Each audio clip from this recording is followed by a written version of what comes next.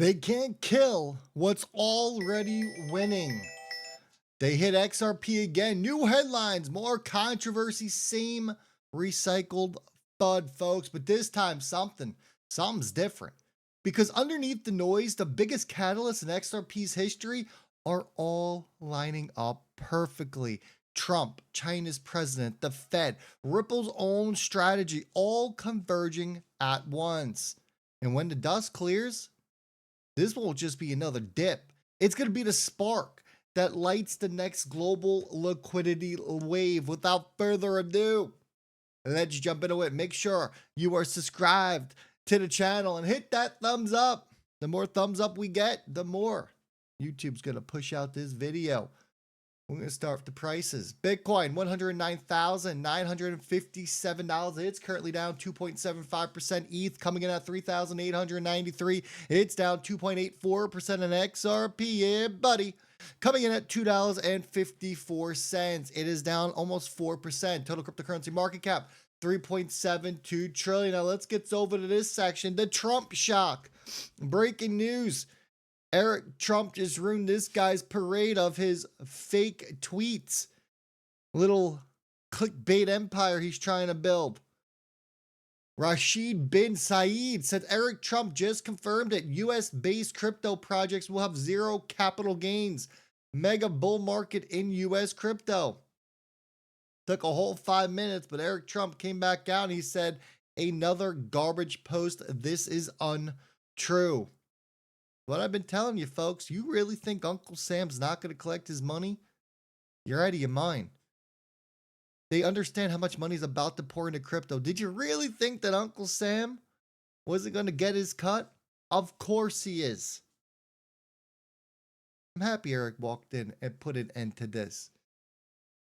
Posts like these people who put this out there and lie, Eric Trump just confirmed it. Oh, you know, you wish Twitter's algorithm would do something about this, right? And all the 8 million bot replies that go under it. But they don't. That's the world we live in. We talked about this last video. Let's do a quick little recap. David Schwartz confirmed Ripple's next level financial engineering.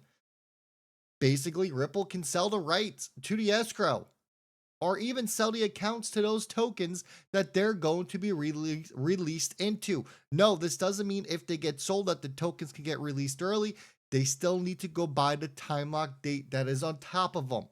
In turn, that means Ripple, they're not dumping. It is structuring its future liquidity. They're turning it into XRP into a programmable, time-locked monetary system. I hope you understand what this means, because this is how smart money moves. They are preparing for a regulated world where XRP isn't just a token. It is a financial instrument. And then Trump and China's president meeting went down last night while most of you were sleeping, including myself. They are working towards the goal of the recalibration of the world's balance sheet. Now, this isn't just trade talk. This isn't about debt. It's not about liquidity and not about control. What comes out of this meeting could literally reset the markets overnight. If they strike a deal to stabilize trade flows, currencies will move, and crypto, it will move even faster, because when global capital shift, it flows where the settlement is the fastest. It's not the dollar anymore. That's the blockchain rails. And the blockchain rails that Ripple built. So yeah, don't be surprised if when we find out what came out of these meetings and we see Trump's tweet that the markets flip green across the board, or even, depending on what he says, could possibly flip red as well. And Federal Chairman, everyone's favorite, Jerome Powell, he said out loud, the Fed will add reserves to the balance sheets. That's right. That's not a maybe. That is future QE confirmed, aka they're bringing liquidity back. And when the Fed starts printing again, risk assets, they don't walk, they run. Listen. The place we'll be on December 1 is that the size of the balance sheet is frozen. And as mortgage-backed securities mature, we'll reinvest those in treasury bills, which will foster both a more treasury balance sheet and also a shorter duration. So that's what, in the meantime, if you freeze the size of the balance sheet, the non-reserve liabilities, currency, for example, they're going to continue to grow organically. and because the size of the balance sheet is frozen, you have further shrinkage in reserves. And reserves is the thing that we're managing that has to be ample. So that'll happen for a time, but not a tremendously long time. We don't know exactly how long, but at a certain point, you'll want to start reserves to start gradually growing to keep up with the size of the banking system and the size of the economy. So we'll be adding reserves at a certain point, and that's the last point. Even then, we didn't make decisions about this today, but we did talk today about the composition of the balance sheet, and there's a desire that the balance sheet be right now it's got a lot more duration than the outstanding universe of Treasury securities. And we want to move to a place where we're closer to that duration. That'll take some time. We haven't made a decision about the... All right, we heard enough of him. Every past cycle, look, it's very simple, okay? Rate cuts plus QE equals historic crypto rallies. And this time, with institutional rails live, the effect is going to be absolutely nuclear. Liquidity is coming. And the window to front run it, guess what? It is closing. And Kenny put this on. I love it. I'll blow it up for you. Look at the timing. It all goes down next week. Ripple swell, spot ETFs like I predicted within the first week of November. Ripple's National Trust Bank license approval coming hopefully very soon. All hitting back to back to back to back. This isn't random scheduling. This is what you call coordination. You think it's an accident that these milestones drop as the global liquidity is about to reset? No. It's what you call a synchronized rollout. Ripple's not preparing for hype. They are preparing for the system to switch on. And don't forget, all these ETFs are coming, everyone.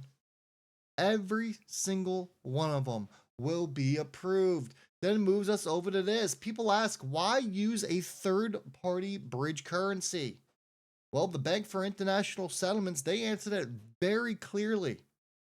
To simplify FX flows, to cut costs, and to eliminate counterparty risk.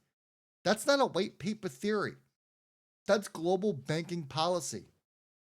XRP's purpose, it was never retail hype. It was always about neutral settlement between assets, institutions, and nations. You don't need 1,000 stablecoins, everyone. You need one bridge.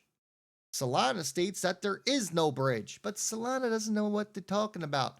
Solana's talking a big game because they took 25 million from selling their tokens and they gave it to Western Union and said, make us look good. But that's why XRP exists. Let's listen. With all that in mind, how do we deal with this issue of exchange rates and interoperability? How do we get these digital currencies to really just talk to each other? Yeah, that's a great question. And I think when we talk about interoperability, we can see it at least in 3 different levels. So the first level is how we manage domestic interoperability. So how we generate this digital currency solution and make this speak with the other things that are out there in a little bit in the idea of generating a platform so that everyone can connect to that platform and take advantage of the huge network externalities that we can get out of there. The second level is how do we manage cross-border transactions, even within the same currency, and that presents a certain level of challenges there. But when we talk about cross-currency and cross-border, then we face a completely difficult and different environment, and we can see 3 dimensions here.